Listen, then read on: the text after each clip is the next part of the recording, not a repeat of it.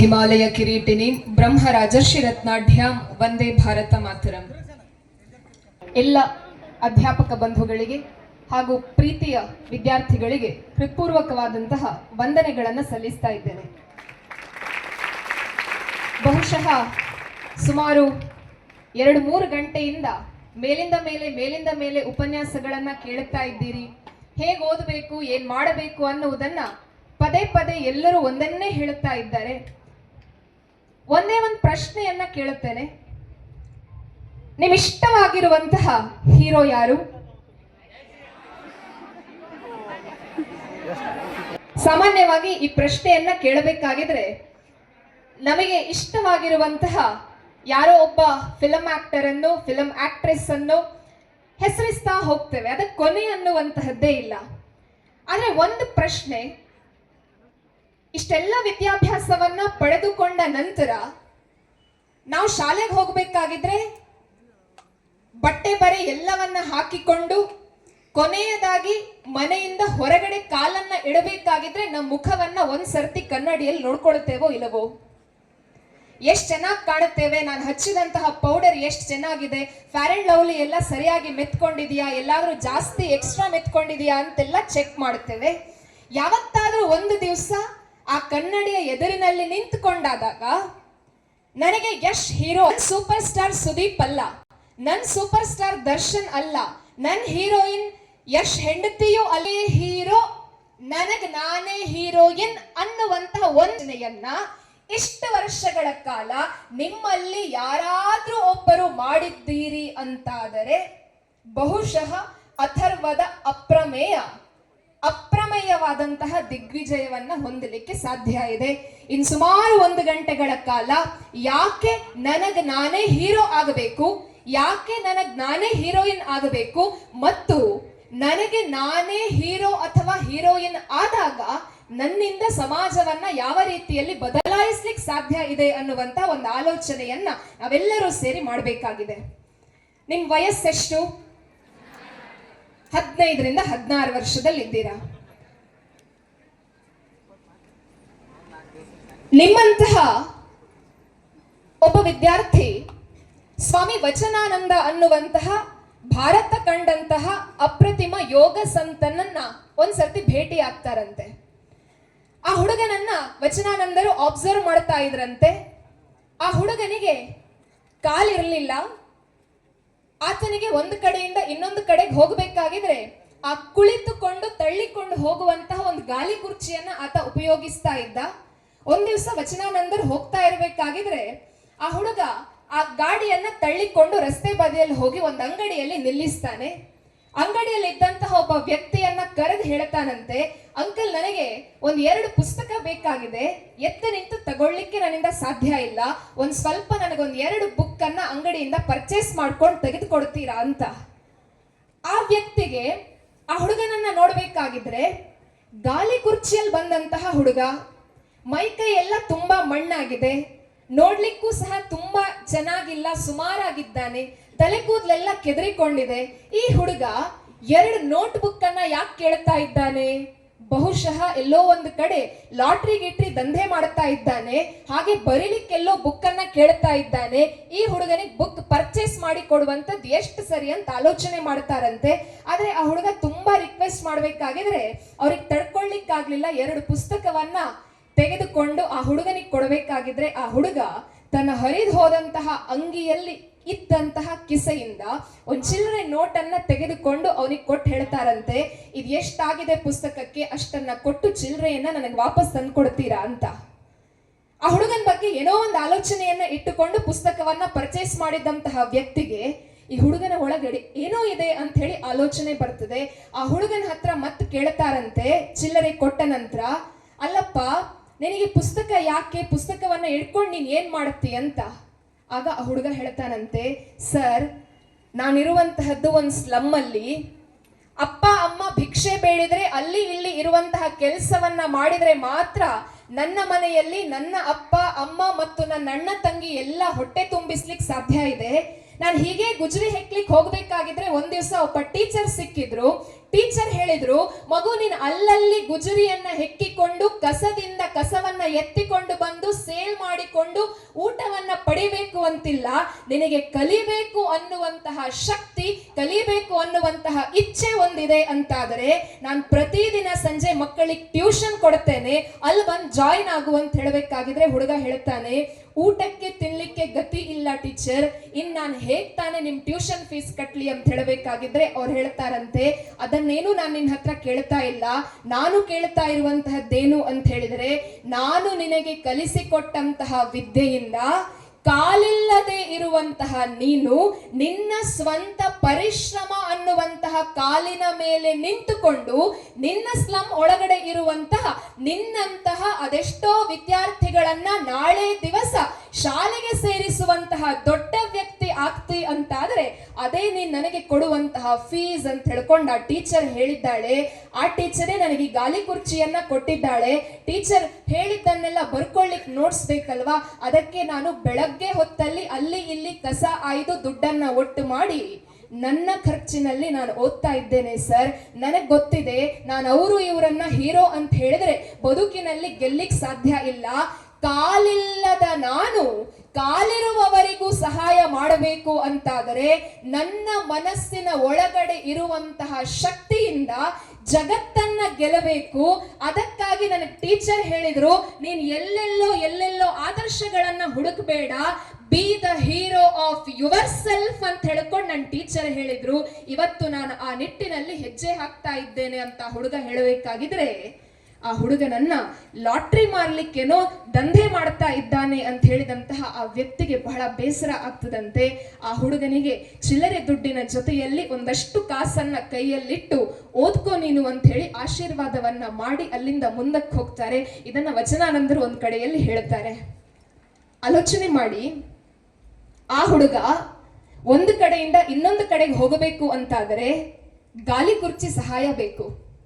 ಅಪ್ಪನ ಹತ್ರ ಹೋಗಿ ನನಗೊಂದು ಒಳ್ಳೆ ಇನ್ಸ್ಟಿಟ್ಯೂಷನ್ಗೆ ಸೇರಿಸಬೇಕು, ಒಂದು 10,000 20,000 ಫೀಸ್ ಕೊಡು ಅಂತ ಹೇಳಿದ್ರೆ 1-2 ರೂಪಾಯಿ ಕೊಡ್ಲಿಕ್ಕೂ ಗತಿ ಇಲ್ಲದೆ ಇರುವಂತಹ ಅಪ್ಪ, ಅಂತಹ ಸಂದರ್ಭದಲ್ಲಿಯೂ ಸಹ ಕೈಯಲ್ಲೇನಿಲ್ಲದೆ ಇದ್ದರೂ ಮನಸ್ಸಿನಲ್ಲಿ ಇರುವಂತಹ ಶಕ್ತಿಯಿಂದ ನಾನು ಓದಬೇಕು, ನಾನು ಮಾಡಬೇಕು ಅನ್ನುವಂತಹ ಆ ಆಲೋಚನೆ ಆ ವಿಶಿಷ್ಟ ಚೇತನ ವಿಕಲಚೇತನ ಮಗುವಿಗೆ ಬಂದಿದೆ ಅಂತಾದರೆ ನಮಗೆ ದೇವರು ಕೊಟ್ಟಿರುವಂತಹ ಕಾಲಿದೆ, ದೇವರು ಕೊಟ್ಟಿರುವಂತಹ ಕೈ ಇದೆ, ದೇವರು ಆಲೋಚನಾ ಶಕ್ತಿಯನ್ನೂ ಕೊಟ್ಟಿದ್ದಾನೆ.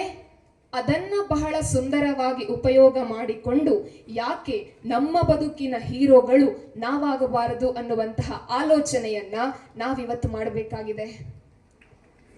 ನೀವೆಲ್ಲ ವಾಚ್ ಕಟ್ಟಿಕೊಳ್ತೀರಲ್ವಾ? ನಾವೆಲ್ಲ ವಾಚ್ ಕಟ್ಟಿಕೊಳ್ತೇವೆ. ಹೇಗೆ ಅಂತ ಹೇಳಿದ್ರೆ 5 ಗಂಟೆಗೆ ಏಳಬೇಕು ಅಂತ ಹೇಳಿ 5 ಗಂಟೆಗೆ ಅಲ್ರಾಮನ್ನ ಇಟ್ಟು ಮಲಗ್ತೇವೆ. 5 ಗಂಟೆಗೆ ಅಲ್ರಾಮ್ ರಿಂಗ್ ಆಗ್ಬೇಕಾಗಿದ್ರೆ ಅದ್ರಲ್ಲೊಂದು ಆಪ್ಷನ್ ಇದೆ, you can off the alarm or else you can snooze the alarm. Snoozing option ಕೊಟ್ರೆ ಮತ್ 10 ನಿಮಿಷ ಬಿಟ್ಟು ಮತ್ತದೇ ರಿಂಗ್ ಟೋನ್, ಮತ್ತೆ ಸ್ನೂಸ್ ಮಾಡ್ತೇವೆ, ಮತ್ 10 ನಿಮಿಷ ಬಿಟ್ಟು ಮತ್ತದೇ ರಿಂಗ್ ಟೋನ್. ಇನ್ನೂ ಕಿರಿಕಿರಿ ಆಯ್ತು ಅಂತ ಹೇಳಿದ್ರೆ ಎಕ್ಸಾಮ್ ಇರುವಂತದ್ದು ಯಾವಾಗ? ಮಾರ್ಚ್ ಎಂಡ್ ಅಲ್ಲಿ. ಇವಾಗ ನಾವೆಲ್ಲಿದ್ದೇವೆ? ಡಿಸೆಂಬರ್ ಮಿಡಲ್ ಅಲ್ಲಿ. ಇನ್ನು ನಮ್ಮಲ್ಲಿ ಎಷ್ಟು ದಿವಸ ಇದೆ? ಭರ್ತಿ 3 ತಿಂಗಳು ಅಂತ ಹೇಳಿದ್ರೆ ನಿಯರ್ಲಿ 90 ದಿನ ಇದೆ.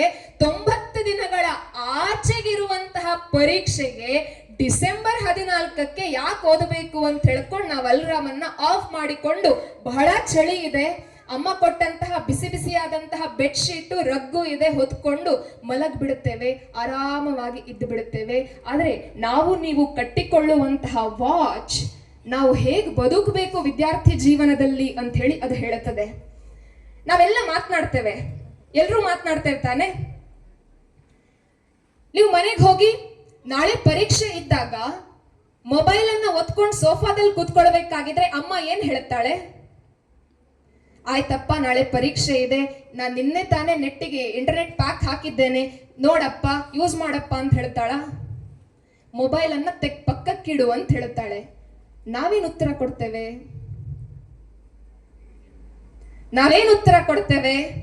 ಆಯ್ತಮ್ಮ ಮೊಬೈಲ್ ಯೂಸ್ ಮಾಡೋದಿಲ್ಲ, ನೀನ್ ಹೇಳಿದ್ದೀಯಲ್ಲ ಶಿರಸಾವಹಿಸಿ ನಾನು ಅದನ್ನ ಪಾಲನೆ ಮಾಡ್ತೇವೆ ಅಂತೇನಾದ್ರೂ ಹೇಳಿದ್ರೆ ಹೆತ್ತ ಹೊಟ್ಟೆಗೆ ಒಂದ್ ಸ್ವಲ್ಪ ಖುಷಿ ಆಗಬಹುದು. ಆದ್ರೆ ನಾವೇನ್ ಹೇಳ್ತೇವೆ, ಪರೀಕ್ಷೆ ನಾಳೆ ಇದೆ, ನಾಳೆ ಇರುವಂತಹದ್ದು FA1 FA2 ಪಬ್ಲಿಕ್ ಎಕ್ಸಾಮ್ ಇರುವಂತಹದ್ದು ಮಾರ್ಚ್ ಅಲ್ಲಿ, ನಿನಗೆ ಪಬ್ಲಿಕ್ ಎಕ್ಸಾಮ್ ನಲ್ಲಿ ಮಾರ್ಕ್ ತೆಗೆದ್ರೆ ಸಾಕಲ್ವಾ ಅಂತ ಹೇಳ್ಕೊಂಡು ಅಮ್ಮನ ಬಾಯನ್ನ ನಾವು ಮುಚ್ಚಿಸ್ತೇವೆ. ಆದ್ರೆ ಮಕ್ಕಳೇ, ಬದುಕಿನಲ್ಲಿ ನಾವು ವಿನ್ ಆಗಬೇಕು ಅಂತಾದ್ರೆ always we should watch our words.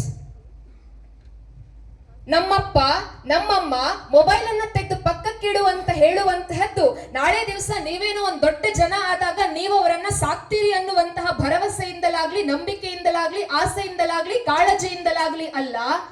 ನಾನು ಹೆತ್ತಂತಹ ಮಗ ನಾಳೆ ದಿವಸ ಏನೋ ಒಂದು ಒಳ್ಳೆ ಕೆಲಸ ಮಾಡ್ತಾನೆ ಅಂತಾದ್ರೆ ಅವನ ಬದುಕು ಮತ್ತು ಅವಳ ಬದುಕು ಸುಂದರವಾಗಿರ್ತದೆ ಅನ್ನುವಂತಹ ಕಲ್ಪನೆಯಿಂದ, ಹಾಗಾಗಿ ನಿಮಗೆ ಬದುಕನ್ನ ಕೊಡುವಂತಹ ಅಪ್ಪ ಮತ್ತು ಅಮ್ಮನ ಜೊತೆಯಲ್ಲಿ, ನಿಮಗೆ ದಾರಿಯನ್ನ ತೋರಿಸುವಂತಹ ಗುರುಗಳ ಜೊತೆಯಲ್ಲಿ ಮತ್ತು ಸಮಾಜದ ಜೊತೆಯಲ್ಲಿ ಮಾತನಾಡಬೇಕಾಗಿದ್ರೆ ನಮ್ಮ ಮಾತುಗಳ ಮೇಲೆ, ನಮ್ಮ ನಾಲಿಗೆಯ ಮೇಲೆ ನಮಗೆ ಹಿಡಿತಾ ಬೇಕು. ಎರಡನೆಯದ್ದು, ವಾಚ್ ಯುವರ್ ಆಕ್ಷನ್ಸ್. ಅಮ್ಮ ಒಂದ್ 10 ಸರ್ತಿ ಮೊಬೈಲ್ ತೆಗ್ದಿಡು ಅಂತ ಹೇಳಬೇಕಾಗಿದ್ರೆ ನಮ್ಮ ಆಕ್ಷನ್ ಹೇಗಿರ್ತದೆ?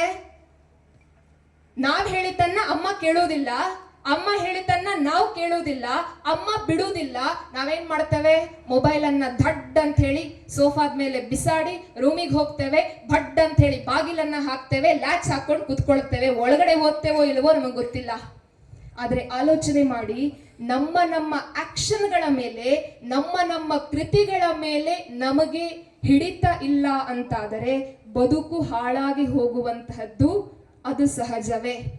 ನಿಮಗೆಲ್ಲ ದುಶ್ಯಾಸನನ ಕಥೆ ಗೊತ್ತಿರಬಹುದಲ್ವಾ? ದುಶ್ಯಾಸನ ಅಂತ ಹೇಳಿದ್ರೆ ಯಾರು ಅಂತ ಗೊತ್ತಿದೆ ಅಲ್ವಾ? ಕೌರವರಲ್ಲೊಬ್ಬ. ಕೌರವನಿಗೆ, ಆ ದುಶ್ಯಾಸನನಿಗೆ ದ್ರೌಪದಿಯ ವಸ್ತ್ರಾಪಹರಣ ಮಾಡಬೇಕಾಗಿದ್ರೆ ಎಲ್ಲರೂ ಹೇಳ್ತಾರೆ, ನೀನ್ ಮಾಡ್ತಾ ಇರುವಂತಹ ಕೃತಿ ಅದು ಸರಿಯಲ್ಲ, ನೀನ್ ಮಾಡ್ತಾ ಇರುವಂತಹ ಆಕ್ಷನ್ಸ್ ಅದು ಸರಿಯಲ್ಲ. ವಸ್ತ್ರಾಪಹರಣವನ್ನ ಮಾಡುತ್ತಾನೆ. ಭೀಮ ಯಾವ ಪ್ರತಿಜ್ಞೆಯನ್ನ ತಗೊಳ್ತಾನೆ? ಇಷ್ಟು ಜನ ಹೇಳಿದರೂ ಸಹ ನಿನ್ನ ಆಕ್ಷನ್ಸ್ ಅನ್ನ, ನಿನ್ನ ಕೃತಿಯನ್ನ ನಿನಗೆ ಸರಿ ಮಾಡಿಕೊಳ್ಳಿಕ್ಕೆ ಸಾಧ್ಯ ಆಗ್ಲಿಲ್ಲ ಅಂತಾದರೆ, ಯಾವ ದ್ರೌಪದಿಯ ಮುಡಿಯನ್ನ ನೀನು ಬಿಚ್ಚಿ ಹಾಕಿದ್ದೀಯೋ, ಯಾವ ದ್ರೌಪದಿಯ ವಸ್ತ್ರಾಪಹರಣವನ್ನ ನೀನು ಮಾಡಿದ್ದೀಯೋ, ಆ ಕೈಗಳನ್ನ ಮುರಿಯದೆ ನನ್ನ ಸಾವಿಲ್ಲ. ನಿನ್ನ ಹೊಟ್ಟೆಯನ್ನ ಬಗೆದು ಅದರಿಂದ ತೆಗೆದಂತಹ ರಕ್ತದಿಂದ ಅಭಿಷೇಕ ಮಾಡದ ಹೊರತು ದ್ರೌಪದಿ ತನ್ನ ಈ ಬಿಚ್ಚಿದಂತಹ ಜಡೆಯನ್ನ ಕಟ್ಟುವುದಿಲ್ಲ ಅಂತ ಭೀಮ ಪ್ರತಿಜ್ಞೆ ಮಾಡ್ತಾನೆ. ಒಂದು ತಪ್ಪಿದಂತಹ ಆಕ್ಷನ್, ಒಂದು ತಪ್ಪಿದಂತಹ ಕೃತಿ, ಹಿರಿಯರು ಹೇಳಿದ್ದನ್ನ ಕೇಳದೇ ಇದ್ದ ಪರಿಣಾಮದಿಂದಲಾಗಿ ಭಾರತದಲ್ಲಿ ಮಹಾಭಾರತ ಅನ್ನುವಂತಹ ಒಂದು ಇತಿಹಾಸ ಇರುವಲ್ಲಿಯವರೆಗೆ, ಪುರಾಣ ಇರುವಲ್ಲಿಯವರೆಗೆ ದುಶ್ಯಾಸನ ನಮಗೆ ಹೀರೋ ಅಂತ ಹೇಳಿ ಅನ್ನಿಸುವುದೇ ಇಲ್ಲ. ಯಾಕೆ ಅಂತ ಹೇಳಿದ್ರೆ, he did not watch his actions. Always watch your thoughts. ಪುಸ್ತಕವನ್ನ ಹಿಡಿಬೇಕಾಗಿದ್ರೆ ನಮಗೆ ಆಸೆ ಆಗ್ತದೆ. ನಿನ್ನೆ ದಿವಸ ಕಸಿನ್ ಫಂಕ್ಷನ್ ಇತ್ತು, ಮದುವೆ ಇತ್ತು. ನಾವೆಲ್ಲ ಫೇಸ್ಬುಕ್ ನಲ್ಲಿ ಫೋಟೋ ತೆಗೆದು ಅಪ್ಲೋಡ್ ಮಾಡಿದ್ವಿ. ಆ ಅಪ್ಲೋಡ್ ಮಾಡಿದಂತಹ ಫೋಟೋವನ್ನ ಫೇಸ್ಬುಕ್ಕಿಗೆ ಹಾಕಿದ್ವಿ, ಇನ್ಸ್ಟಾಗ್ ಹಾಕಿದ್ವಿ, ವಾಟ್ಸಪ್ಪಿಗೆ ಹಾಕಿದ್ವಿ. ನಾಳೆ ದಿವಸ ಕೆಮಿಸ್ಟ್ರಿ ಎಕ್ಸಾಮ್ ಇದೆ, ಸೈನ್ಸ್ ಎಕ್ಸಾಮ್ ಇದೆ, ಪುಸ್ತಕವನ್ನ ಹಿಡ್ಕೊಂಡು ಕೂತಿದ್ದೇವೆ. ಆಲೋಚನೆಗಳೇನ್ ಬರುತ್ತೆ? ನಾವು ಆಲೋಚನೆಗಳನ್ನ ಏನ್ ಮಾಡ್ತೇವೆ? ನಾನ್ ನಿನ್ನೆ ದಿವಸ ಫೇಸ್ಬುಕ್ ಅಲ್ಲಿ ಒಂದು ಸುಂದರವಾದಂತಹ ಫೋಟೋವನ್ನ ಹಾಕಿದ್ದೆ, ಬಹಳ ಚಂದ ಕಾಣ್ತಾ ಇದ್ದೆ. ಫೇಸ್ಬುಕ್ಕಿನಲ್ಲಿ ಯಾರಾದ್ರೂ ನಾನು ಹಾಕಿದಂತಹ ಫೋಟೋಗೆ ಯು ಆರ್ ಸೋ ಗಾಜಿಯಸ್ ಅಂತ ಏನಾದ್ರೂ ಕಮೆಂಟ್ ಹಾಕಿದ್ದಾರಾ ಅಂತ ಆಲೋಚನೆ ಇರ್ತದೆ. ಓದ್ತಾ ಇರುವಂತದ್ದು ಯಾವುದು? ಹೈಡ್ರೋಜನ್ ಮತ್ತು ಆಕ್ಸಿಜನ್ ಸೇರಿದ್ರೆ H2O ಹೇಗಾಗ್ತದೆ ಅಂತ ಹೇಳ್ಕೊಂಡು ನಾಳೆ ಪರೀಕ್ಷೆ ಬರೀಬೇಕು. ಕೈಯಲ್ಲಿ ಪೆನ್ ಇದೆ, H+O2 H2O ಹೇಗಾಗ್ತದೆ, ಈಕ್ವೇಶನ್ ಅನ್ನ ಹೇಗೆ ಸಮೀಕರಣ ಮಾಡಬೇಕು ಅಂತ ಹೇಳಿ ತಲೆ ಕೆರ್ಕೊಳ್ತಾ ಇದ್ದೇವೆ. ಆದರೆ ಪಕ್ಕದಲ್ಲಿ ಇನ್ನೊಂದು ಮನಸ್ಸು ಹೇಳ್ತಾ ಇದೆ, ಎಷ್ಟು ಜನ ಕಾಮೆಂಟ್ಸ್ ಮಾಡಿರಬಹುದು, ಎಷ್ಟು ಜನ ಲೈಕ್ ಮಾಡಿರಬಹುದು, ಎಷ್ಟು ಜನ ಅದನ್ನ ರೀಶೇರ್ ಮಾಡಿರಬಹುದು. ಇದು ನಾಳೆಯೂ ಇದ್ದದ್ದೇ, ನಾಡಿದ್ದು H2O ಬದಲಾಗುವುದಿಲ್ಲ. ಆದ್ರೆ ನಾಳೆ ನಿನ್ ಕಮೆಂಟ್ ಅನ್ನ ನೋಡುತ್ತಿ ಅಂತಾದ್ರೆ, ರಿಪ್ಲೈ ಮಾಡ್ಲಿಲ್ಲ ಅಂತಾದ್ರೆ, ಫೇಸ್ಬುಕ್ ಪೋಸ್ಟ್ ನಲ್ಲಿ ಎಂಗೇಜ್ ಕಡಿಮೆ ಆಯ್ತು ಅಂತಾದ್ರೆ, ನಾಳೆ ದಿವಸ ನೀನು ಹಾಕುವಂತಹ ಪೋಸ್ಟ್ ಫೇಸ್ಬುಕ್ ಅಲ್ಲಿ ರನ್ ಆಗುವುದಿಲ್ಲ ಅಂತ ಹೇಳ್ಕೊಂಡು ಆಲೋಚನೆ ಬರ್ತದೆ. ಆಲೋಚನೆಗಳು H2O ನಿಂದ ಆಟೋಮ್ಯಾಟಿಕ್ ಆಗಿ ವಾಟ್ಸಪ್ಪಿಗೆ, ಫೇಸ್ಬುಕ್ಕಿಗೆ, ಇನ್ಸ್ಟಾಗೆಲ್ಲ ಶಿಫ್ಟ್ ಆಗಿ ಹೋಗ್ತದೆ. What's your character? ವ್ಯಕ್ತಿತ್ವ ಅನ್ನುವಂಥದ್ದು ಎಷ್ಟು ಇಂಪಾರ್ಟೆಂಟ್. ಇವತ್ತು ನಾವು ನಮ್ಮ ಸಮಾಜವನ್ನ ನೋಡ್ತೇವೆ. ಎಲ್ಲೋ ಒಬ್ಬ ಬಾಂಬನ್ನ ಇಡ್ತಾನೆ, ಅವನ ಪ್ರೊಫೈಲ್ ಹೇಗಿರುತ್ತೆ ಅಂತ ಹೇಳಿದ್ರೆ IIT ಅಲ್ಲೋ IIM ಅಲ್ಲೋ ಓದಿದಂತಹ ಒಬ್ಬ ವ್ಯಕ್ತಿ, ಏಮ್ಸ್ ನಲ್ಲಿ ಮೆಡಿಕಲ್ ಅನ್ನ ಮಾಡಿದಂತಹ, ಎಜುಕೇಶನ್ ಅನ್ನ ಮುಗಿಸಿದಂತಹ ವ್ಯಕ್ತಿ, ಹೈ ಪ್ರೊಫೈಲ್ ಇರುವಂತಹ ವ್ಯಕ್ತಿ ಅಂತ ತಿಳ್ಕೊಳ್ಳಿ. ಆದರೆ ಆ ವ್ಯಕ್ತಿಯನ್ನ ನೋಡಬೇಕಾಗಿದ್ರೆ ಆಹಾ ಅದ್ಭುತವಾದಂತಹ ಡಾಕ್ಟರ್ ಅಂತ ನಾವೇನಾದ್ರೂ ಅಂದ್ಕೊಳ್ತೇವಾ? ಅದ್ಭುತವಾದಂತಹ ಎಂಜಿನಿಯರ್ ಅಂತ ನಾವೇನಾದ್ರೂ ಅಂದ್ಕೊಳ್ತೇವಾ? ಅದ್ಭುತವಾದಂತಹ ಒಬ್ಬ ಸೈಂಟಿಸ್ಟ್ ಅಂತ ಏನಾದ್ರೂ ಅಂದ್ಕೊಳ್ತೇವಾ? ಇಲ್ಲ. ಅದೇ ಇಲ್ಲೆಲ್ಲೋ ರಸ್ತೆ ಬದಿಯಲ್ಲಿ ಹೋಗಬೇಕಾಗಿದ್ರೆ ದಾರಿಗೆ ಅಡ್ಡ ಆಗಿ ಒಂದು ಕಲ್ಲಿದೆ, ಆ ಕಲ್ಲನ್ನ ಕಚ್ಚೆ ಹಾಕಿದಂತಹ ಒಬ್ಬ ಅನ್ಎಜುಕೇಟೆಡ್ ಅಜ್ಜ ತೆಗೆದು ಪಕ್ಕಕ್ಕಿಡ್ತಾರೆ ಅಂತಾದ್ರೆ ನಾವು ಹೇಳುತ್ತೇವೆ ಆಹಾ ಎಷ್ಟು ಗ್ರೇಟ್ ಅಜ್ಜ ಅಂತ. ಅಂದ್ರೆ ನಮ್ಮ ವ್ಯಕ್ತಿತ್ವವನ್ನ ಡಿಫೈನ್ ಮಾಡುವಂತಹದ್ದು not the education, it's a part. But ನಮ್ಮನ್ನ ಡಿಫೈನ್ ಮಾಡುವಂತಹದ್ದು, ನಮ್ಮನ್ನ ಸಮಾಜ ನೋಡುವಂತಹದ್ದು ನಮ್ಮ ವ್ಯಕ್ತಿತ್ವದ ಆಧಾರದ ಮೇಲೆ. ಕಡೆಯದಾಗಿ ನಾವು ಯಾವುದನ್ನ ನೋಡಬೇಕು ಅಂತ ಹೇಳಿದರೆ ವಾಚ್ ಯುವರ್ ಹಾರ್ಟ್. ಮನಸ್ಸು ಮತ್ತು ಬುದ್ಧಿ ಅನೇಕವನ್ನ ಹೇಳುತ್ತದೆ. ಆದರೆ ಎಲ್ಲೋ ಒಂದು ಕಡೆಯಲ್ಲಿ ನಾಳೆ ಪರೀಕ್ಷೆ ಇದೆ, ಓದಬೇಕು ಅಂತಾದಾಗ ಮನಸ್ಸು ಏನೋ ಒಂದು ಹೇಳುತ್ತದೆ, ಬುದ್ಧಿ ಏನೋ ಒಂದು ಹೇಳುತ್ತದೆ. ಅಂತಹ ಸಂದರ್ಭದಲ್ಲಿ ನಿಮ್ಮ ಬಲಕೈಯನ್ನ ನಿಮ್ಮ ಹೃದಯದ ಮೇಲೆ ಇಟ್ಟುಕೊಂಡು ಒಂದು ಸರ್ತಿ ಆಲೋಚನೆ ಮಾಡಿ, ನನಗೆ ಈ ಹೊತ್ತಿಗೆ ಯಾವುದು ಇಂಪಾರ್ಟೆಂಟ್, ನಾನು ಈ ಹೊತ್ತಿಗೆ ಯಾವ ಕೆಲಸವನ್ನ ಮಾಡಿದ್ರೆ ನನ್ನ ಬದುಕಿನಲ್ಲಿ ನಾನು ಜಯಶಾಲಿ ಆಗ್ಲಿಕ್ಕೆ ಸಾಧ್ಯ ಇದೆ ಅನ್ನುವುದನ್ನ ಆಲೋಚನೆ ಮಾಡಿ. ಖಂಡಿತವಾಗಿಯೂ ಬದುಕು ಸುಂದರವಾಗಿ ಇರಲಿಕ್ಕೆ ಸಾಧ್ಯ ಇದೆ. ಹಾಗಿದ್ರೆ ಬದುಕನ್ನ ಬದಲಾಯಿಸುವಂತಹದ್ದು ಯಾವುದು? ಇಷ್ಟರಲ್ಲಿ ನಿಮ್ ಬದುಕನ್ನ ಯಾವುದು ಬದಲಾಯಿಸ್ತದೆ ಅಂತ ಅನ್ಕೊಳ್ತೀರಿ? ಸಾಮಾನ್ಯವಾಗಿ ನಾವು ಎಕ್ಸಾಮ್ ಅನ್ನ ಬರೀಲಿಕ್ಕೆ ಹೋಗ್ಬೇಕಾಗಿದ್ರೆ ನಮ್ ಫ್ರೆಂಡ್ಸ್ ಬೆಸ್ಟ್ ಆಫ್ ಲಕ್ ಅಂತ ಹೇಳಬೇಕಾಗಿದ್ರೆ ಖುಷಿಯಾಗಿರುವಂತಹ ಮುಖ ಸಣ್ಣದಾಗ್ತದೆ. ಯಾಕೆ ಅಂತ ಹೇಳಿದ್ರೆ ದೇವರು ಇಲ್ಲೇನು ಬರೆದಿದ್ದಾನೆ ಯಾರಿಗೂ ಗೊತ್ತಿದೆ. ಲಕ್, ಅದೃಷ್ಟ. ಅದೃಷ್ಟ ಹೇಗಿರ್ತದೆ ನಾವು ಡಿಸೈಡ್ ಮಾಡ್ಲಿಕ್ಕೆ ಆಗೋದಿಲ್ಲ. ಅದೃಷ್ಟ ಅನ್ನುವಂತಹದ್ದು ದೇವರು ಕೊಡುವಂತಹದ್ದು. ನನಗೆ ಒಳ್ಳೇದಾಗ್ತದೆಯೋ ಕೆಟ್ಟದ್ದಾಗ್ತದೆಯೋ, ನಾನು ಹಿಂದಿನ ಜನ್ಮದಲ್ಲಿ ಏನ್ ಕರ್ಮ ಮಾಡಿದ್ದೇನೆ ನಮಗೆ ಯಾವುದೂ ಸಹ ಗೊತ್ತಿಲ್ಲ. ಅದೃಷ್ಟದ ಮೇಲೆ ನಾವು ನಂಬಿಕೆಯನ್ನ ಇಟ್ಟುಕೊಂಡು ಕೂತ್ಕೊಂಡ್ರೆ ಏನಾಗ್ತದೆ ಅಂತ ಹೇಳಿದ್ರೆ, ಎಲ್ಲೋ ನಮ್ ಗ್ರಹಚಾರಕ್ಕೆ ನಾಳೆ ದಿವಸ ಇರುವಂತಹದ್ದು ಗಣಿತ ಪರೀಕ್ಷೆ, ಅಪ್ಪಿ ತಪ್ಪಿ ಟೆಂಟೇಟಿವ್ ಟೈಮ್ ಟೇಬಲ್ ನಲ್ಲಿ ಅದೇ ದಿವಸ ಸೈನ್ಸ್ ಪರೀಕ್ಷೆ ಅಂತ ಹಾಕಿದ್ರು. ನಾವು ಟೆಂಟೇಟಿವ್ ಟೇಬಲ್ ಅನ್ನ ನೋಡಿರ್ತೇವೆ, ಫೈನಲ್ ಎಕ್ಸಾಮಿನ ದಿವಸ ಗಣಿತ ಇರುತ್ತೆ, ಟೆಂಟೇಟಿವ್ ಅಲ್ಲಿ ಸೈನ್ಸ್ ಇರುತ್ತೆ. ನಾವು ಸೈನ್ಸ್ ಅಲ್ಲಿ 100 ಔಟ್ ಆಫ್ 100 ತೆಗಿಬೇಕು ಅಂತ ಓದ್ತೇವೆ ಓದ್ತೇವೆ ಓದ್ತೇವೆ ಓದ್ತೇವೆ ಓದ್ತೇವೆ. ಎಕ್ಸಾಮ್ ಹಾಲಿಗೆ ಹೋಗ್ತೇವೆ, 10 ಗಂಟೆಗೆ ಬೆಲ್ ಆಯ್ತು, ಇನ್ವಿಜಿಲೇಟರ್ ಬರ್ತಾರೆ, ಕ್ವಶನ್ ಪೇಪರ್ ತೆಗಿತಾರೆ, ಲುಬ್ ಡುಬ್ ಲುಬ್ ಡುಬ್ ಜಾಸ್ತಿ ಆಗ್ತಾ ಹೋಯ್ತು. ಕ್ವಶನ್ ಪೇಪರ್ ಇನ್ನೇನು ನಮ್ಮ ಕೈಗೆ ಬಂತು, ನಾನು ಬೆಳಕು ಎಂದರೇನು ಅನ್ನುವುದನ್ನ ಡಿಫೈನ್ ಮಾಡಬೇಕು ಅಂತ ಪೆನ್ ತೆಗಿಬೇಕಾಗಿದ್ರೆ first question a minus b the whole square is equal to. ಒಂದು ಪ್ರಶ್ನೆ ಸುಲಭ ಇತ್ತು, ಬರೀಬಹುದು. ಎರಡನೇ ಪ್ರಶ್ನೆ ಸೆಟ್ಸ್ ಇಂದ ಬಂತು ಅಂತಾದ್ರೆ ಇದು 1 to 1 function, onto function ಅಂತ ನಮಗೆ ಗೊತ್ತಿಲ್ಲ. ಯಾಕೆ ಅಂತ ಹೇಳಿದ್ರೆ ನಾನು ಓದಿದ್ದು ಸೈನ್ಸ್ ಅನ್ನ.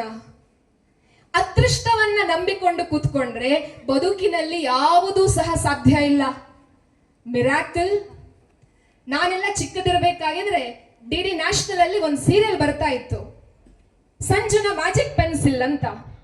ಸಂಜು ಅಂತ ಒಬ್ಬ ಹುಡುಗ ಇರ್ತಾನೆ, ಅವನಿಗೊಂದು ಮ್ಯಾಜಿಕ್ ಪೆನ್ಸಿಲ್ ಸಿಗತ್ತೆ. ಆ ಪೆನ್ಸಿಲ್ ನಲ್ಲಿ ಅವನೇನ್ ಚಿತ್ರ ಮಾಡ್ತಾನೆ, ಅಪ್ರಕಡಪ್ರ ಜುಮ್ ಅಂತ ಹೇಳಿದ್ರೆ ಅಲ್ಲೊಂದು ಸೃಷ್ಟಿ ಆಗ್ತಾ ಇತ್ತು. ಮಿರಾಕಲ್, ಜಾದು. ನೀವೇನಾದ್ರೂ ಹೋಗಿ ಅಲ್ಲಿ ಕೂತ್ಕೊಂಡು ಬರೀತೀರಿ, ಯಾವ ಕ್ವಶನ್ ಪೇಪರ್ ಬಂದ್ರು ನನ್ನಲ್ಲೊಂದು ಮ್ಯಾಜಿಕ್ ಪೆನ್ ಇದೆ, ಮ್ಯಾಜಿಕ್ ಪೆನ್ ಅಲ್ಲಿ ನಾನು ಸೈನ್ಸ್ ಬರೀಲಿ ಮ್ಯಾಥ್ಸ್ ಬರೀಲಿ, ಆ ಪೆನ್ ಕೊಟ್ಟಂತಹ ಪ್ರಶ್ನೆಗೆ ಉತ್ತರವನ್ನ ಬರೀತದೆ. ನಾನು ಸುಮ್ಮನೆ ಅದರಲ್ಲೊಂದು ಲೈನ್ ಹಾಕಿ ಅಪ್ರಕಡಬ್ರ ಅಂತ ಹೇಳಿದ್ರೆ ಸಾಕು ಅನ್ನುವಂತಹ ಆಲೋಚನೆ ಯಾವತ್ತಾದ್ರೂ ನಮ್ಮ ಬದುಕಿನಲ್ಲಿ ನಡಿಲಿಕ್ಕಿದೆಯಾ? ನಮ್ಮ ಜೀವನದಲ್ಲಿ ಮ್ಯಾಜಿಕ್ ಅನ್ನುವಂತಹದ್ದು ನಡಿಲಿಕ್ಕಿದೆಯಾ? ಇಲ್ಲ. ಹಾರ್ಡ್ ವರ್ಕ್ ಸತಿ ನಾವು ತುಂಬಾ ಹಾರ್ಡ್ ವರ್ಕ್ ಮಾಡ್ತೇವೆ, ಕಷ್ಟಪಟ್ಟು ಓದ್ತೇವೆ, ಬರೀತೇವೆ, ಬರೆದು ಕಲಿತೇವೆ, ಆದ್ರೂ ಸಹ ಎಕ್ಸಾಮ್ನಲ್ಲಿ ನಮ್ಗೆ ಮುಂದೆ ಬರ್ಲಿಕ್ಕಾಗುವುದಿಲ್ಲ. ಹಾಗಾಗಿ ಬದುಕಿನಲ್ಲಿ ಯಶಸ್ಸು ಬೇಕು ಅಂತಿದ್ರೆ ಲಕ್ ಎಲ್ಲೋ 1% ಕೆಲಸ ಮಾಡತ್ತೆ, ಮಿರಾಕಲ್ ಎಲ್ಲೋ 2% ಕೆಲಸ ಮಾಡತ್ತೆ, ಹಾರ್ಡ್ ವರ್ಕ್ ಎಲ್ಲೋ 10% ಕೆಲಸ ಮಾಡತ್ತೆ. ಆದರೆ ಬದುಕಿನಲ್ಲಿ ನಾನು ಗೆಲ್ಲಬೇಕು ಅಂತಂದರೆ ಅದಕ್ಕೆ ಬೇಕಾಗಿರುವಂತಹದ್ದೇನು ಅಂತ ಹೇಳಿದರೆ ಐ ಕ್ಯಾನ್ ಅನ್ನುವಂತಹ ಆಟಿಟ್ಯೂಡ್, ದೃಷ್ಟಿಕೋನ. What ever comes let it come, ಏನೇ ಬಂದ್ರೂ ತೊಂದರೆ ಇಲ್ಲ, ನಾನೆಲ್ಲವನ್ನು ಸಾಧಿಸಬಲ್ಲೆ ಅನ್ನುವಂತಹ ಒಂದು ದೃಷ್ಟಿಕೋನ ನನ್ನಲ್ಲಿದೆ ಅಂತಾದರೆ ನನಗೂ ಸಹ ಸಮುದ್ರವನ್ನ ಸಮುದ್ರೋಲ್ಲಂಘನೆ ಮಾಡಿ ಲಂಕೆಗೆ ಹಾರುವಂತಹ ಶಕ್ತಿ ಇದೆ ಅನ್ನುವಂತಹ ಆಲೋಚನೆಯನ್ನ ನಾವಿವತ್ತು ಮಾಡಬೇಕಾಗಿದೆ. ಸುಮ್ಮನೆ ಹನುಮಂತ ನಮಗೆ ಹೀರೋ ಅಂತ ಅನ್ನಿಸುವುದಿಲ್ಲ. ಸುಮ್ಮನೆ ರಾಮನನ್ನ ಭಕ್ತನ ದಾಸ ಅಂತ ನಾವು ಹೇಳುವುದಿಲ್ಲ. ಎಲ್ಲ ದೇವರಿಗೆ ಮನುಷ್ಯರು ದಾಸನಾದರೆ ಹನುಮಂತನನ್ನ ಸ್ನೇಹಿತ ಅಂತ ಹೇಳಿಕೊಂಡು ರಾಮ ಪ್ರೀತಿಯಿಂದ ಅಪ್ಪಿಕೊಳ್ಳುವುದಕ್ಕೆ ಕಾರಣ ಏನು ಅಂತ ಹೇಳಿದರೆ ಐ ಕ್ಯಾನ್ ಅನ್ನುವಂತಹ ಅವನ ಆಟಿಟ್ಯೂಡ್. 100 ಯೋಜನ ದೂರ ಇರುವಂತಹ ಲಂಕೆಯನ್ನ ಭಾರತದಲ್ಲಿ ಕುಳಿತುಕೊಂಡು ಹಾರಬೇಕು ಅಂತ ಹೇಳ್ಕೊಂಡು ಆಲೋಚನೆ ಬರಬೇಕಾಗಿದ್ರೆ ಹನುಮಂತ ಎಲ್ಲೋ ಒಂದು ಕಡೆ ಸುಮ್ಮನೆ ಕೂತಿದ್ನಂತೆ. 100 ಯೋಜನ ಹಾರಬೇಕು, ಅಷ್ಟು ಹಾರ್ಲಿಕ್ಕೆ ಸಾಧ್ಯ ಇಲ್ಲ, ಎಲ್ಲಾದ್ರೂ ಸಮುದ್ರದಲ್ಲಿ ಮಧ್ಯದಲ್ಲಿ ಏನಾದ್ರು ನಾನು ಬಿದ್ದು ಹೋದರೆ ಅಂತ ಸುಮ್ಮನೆ ಕೂತಿದ್ದ. ಜೊತೆಯಲ್ಲಿದ್ದಂತಹ ಎಲ್ಲ ಕೋತಿಗಳು, ವಾನರ ಸೈನ್ಯ ಯಾರು ಹೋಗುವಂತದ್ದು ಅಂತ ಹೇಳಿ ಆಲೋಚನೆ ಮಾಡ್ತಾ ಇರಬೇಕಾಗಿದ್ರೆ ಜಾಂಬವಂತ ಅನ್ನುವಂತಹ ಗುರು ಬಂದು ಹನುಮಂತನಿಗೆ ಹೇಳ್ತಾನಂತೆ, ಹನುಮಂತ ನೀನಲ್ಲದೆ ಮತ್ಯಾರಿಂದಲೂ ಸಹ ಈ 100 ಯೋಜನ ಸಮುದ್ರವನ್ನ ದಾಟಿ ಸಾಧನೆಯನ್ನ ಮಾಡುವುದಕ್ಕೆ ಸಾಧ್ಯ ಇಲ್ಲ. ಹನುಮಂತ, ನಿನ್ನ ಒಳಗಡೆ ಆ ಶಕ್ತಿ ಇದೆ, ನೀನು ಸುಮ್ಮನೆ ಕೂತರೆ ಮಾತ್ರ ಒಬ್ಬ ಕಪಿ. ನಿನ್ನ ಒಳಗಡೆ ಇರುವಂತಹ ಶಕ್ತಿಯನ್ನ ನೀನು ಮೀರಿ ನಿಲ್ತಿ ಅಂತಾದರೆ ರಾಮ ರಾಮ ರಾಮ ರಾಮ ರಾಮ ಅನ್ನುವಂತಹ ಮಂತ್ರದ ಮೂಲಕ ನಿನ್ನ ಶಕ್ತಿಯನ್ನ ಅನಂತವಾಗಿ ನೀನು ವ್ಯಾಪಿಸಿಕೊಳ್ಳುತ್ತಿ ಅಂತಾದರೆ ನೀನು ಸಮುದ್ರವನ್ನ ದಾಟಿ ಸೀತಾಮಾತೆಯನ್ನ ಕಂಡು ಬರುವುದಕ್ಕೆ ಸಾಧ್ಯ ಇದೆ ಅಂತ ಹೇಳಿಕೊಂಡು ಹನುಮಂತನಿಗೆ ಗುರುಗಳು ಆಜ್ಞೆಯನ್ನ ಕೊಡ್ತಾರೆ. ಇವತ್ತೆಲ್ಲೋ ಒಂದು ಕಡೆಯಲ್ಲಿ ಪರೀಕ್ಷೆಯನ್ನ ಬರೆಯುವಂತಹ ನಾವುಗಳು ಸಹ ಹನುಮಂತರು. ನಮ್ಮ ಒಳಗಡೆ ಏನ್ ಶಕ್ತಿ ಇದೆ ಅಂತ ನಮ್ಗೆ ಗೊತ್ತಿರುವುದಿಲ್ಲ ನಾವು ಶಾಲೆಗೆ ಸೇರ್ಬೇಕಾಗಿದ್ರೆ. ಬಟ್ ನಮಗೆ ಸಿಗುವಂತಹ ಅಧ್ಯಾಪಕರುಗಳು ನಮಗೆ ಪ್ರತಿನಿತ್ಯ ಹೇಳ್ತಾರೆ, ನಿನ್ನಲ್ಲಿ ಶಕ್ತಿ ಇದೆ, ಆ ಶಕ್ತಿಯನ್ನ ನೀನು ಉಪಯೋಗಿಸಿಕೊಳ್ಳಬೇಕು, ಆ ಶಕ್ತಿಯನ್ನ ಉಪಯೋಗಿಸಿಕೊಂಡು ನೀನು ಸಾಧನೆಯನ್ನ ಮಾಡಬೇಕು ಅಂತ ಹೇಳಿ ಮೊದಲನೆಯ ಬಾರಿಗೆ ನಾವು ಶಾಲೆಯ ಒಳಗಡೆ ಎಂಟರ್ ಆಗಬೇಕಾಗಿದ್ರೆ ನಮ್ಮ ಟೀಚರ್ ಹೇಳ್ತಾರೆ, 10 ವರ್ಷಗಳ ಕಾಲ ನಿರಂತರವಾಗಿ ಟೀಚರ್ ಶಾಲೆಗಳಲ್ಲಿ ಬೋಧನೆ ಮಾಡಿದ್ರೆ ಮನೆಯಲ್ಲಿ ಕುತ್ಕೊಂಡು ನಮ್ಮ ಅಪ್ಪ ಅಮ್ಮ ಹೇಳ್ತಾರೆ ಸಾಧನೆ ಸಾಧ್ಯ ಇದೆ, ಸಾಧನೆ ಸಾಧ್ಯ ಇದೆ, ಸಾಧನೆ ಸಾಧ್ಯ ಇದೆ ಅಂತ. ನಾವು ಯಾಕೆ ಸುಮ್ಮನೆ ಕೂತ್ಕೊಳ್ಬೇಕು? ನಮ್ಮೊಳಗಡೆ ಇರುವಂತಹ ಶಕ್ತಿಯಿಂದ yes I can do it, yes I can face the SSLC examination, I can be a successful person ಅನ್ನುವಂತಹ ಆಟಿಟ್ಯೂಡ್ ಅನ್ನ ನಾವು ಯಾಕೆ ಬೆಳೆಸಿಕೊಳ್ಳಬಾರದು? ಅಂತಹ ಆಟಿಟ್ಯೂಡ್ ನಮ್ಮಲ್ಲಿ ಬೆಳಿಬೇಕು ಅಂತಾದರೆ, ಪರೀಕ್ಷೆಯನ್ನ ನಾವು ಬರಿಬೇಕು ಅಂತಾದರೆ ನಮಗೆ ಇರುವಂತಹ ಸರಳ ಸೂತ್ರಗಳ ಕುರಿತು ಇನ್ನೊಂದಷ್ಟು ಹೊತ್ತು ಆಲೋಚನೆಯನ್ನ ಮಾಡೋಣ.